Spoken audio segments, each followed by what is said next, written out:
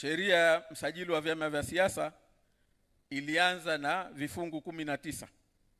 Leo sheria ya vyama vya siasa ina vifungu 47. Umekuwa msaafu labda na Biblia umeuchanganya kwa pamoja.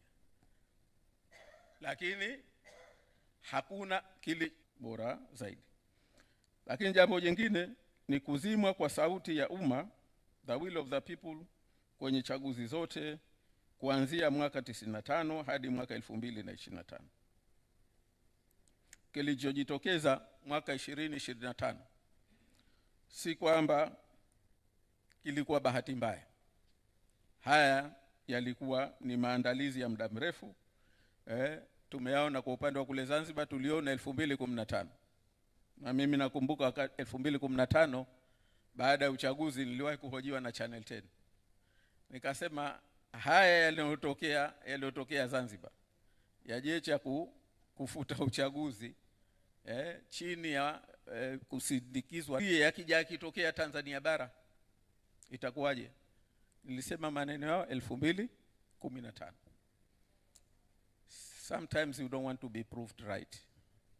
Na ni katika mazingira kama haya kwamba exactly 10 years after that tumeyaona kwa scale ambayo imetokea. Na nadhani wala sio 10 years. 2020 tulianza kuyaona. 2025 ndio yamefurutu ada. Jambo jingine ni kukithiri kwa vitendo vya vyombo vya dola kuingilia uchaguzi na siasa kwa ujumla wake kwa manufaa ya Chama cha Mapinduzi.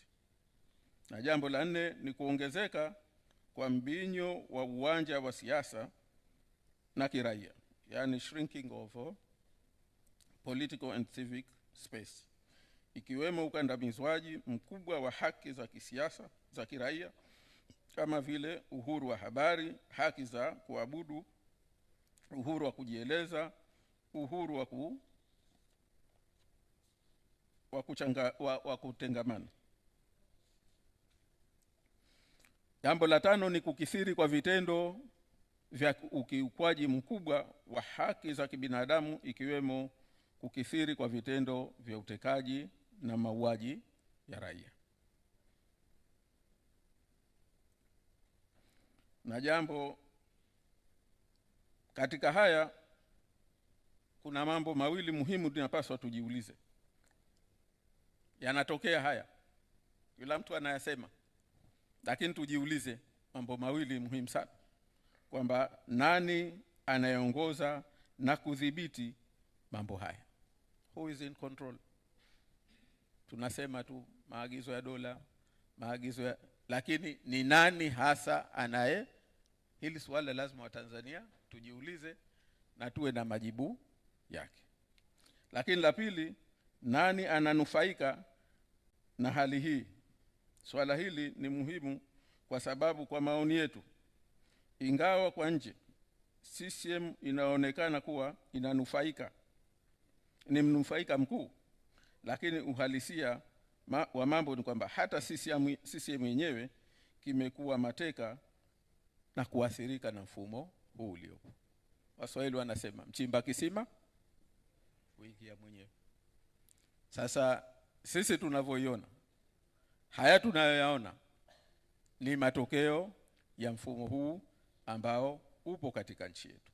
Na mimi niliwahi kumuuliza kiongozi mmoja mkubwa wa Chama cha Mapinduzi, sijui alikuwaje, kama alipotea, nikamshtukia amekuja nyumbani kwangu tu. Sasa sikumuuliza, maana hata na mwenyewe naona kama alishindwa kujieleza hasa kaja kutafuta kitu gani hii baada ya uchaguzi. Lakini nilimuuliza masuala mawili tu. Nilimuuliza, hii ni project ya CCM? Hayo yote mnayoyafanya? Lakini akanyamaza kimya. Lakini la pili nikamuuliza kwamba unadhani kwamba CCM inafaidika na hili? CCM kama chama, au kuna watu tu wanafaidika na hili? Na la tatu nikamuuliza pia kwamba mimi ninachotaka kujua, kwa haya yote mnayoyafanya, nia yenu, dhamira yenu, mnataka tuende wapi nchi hii?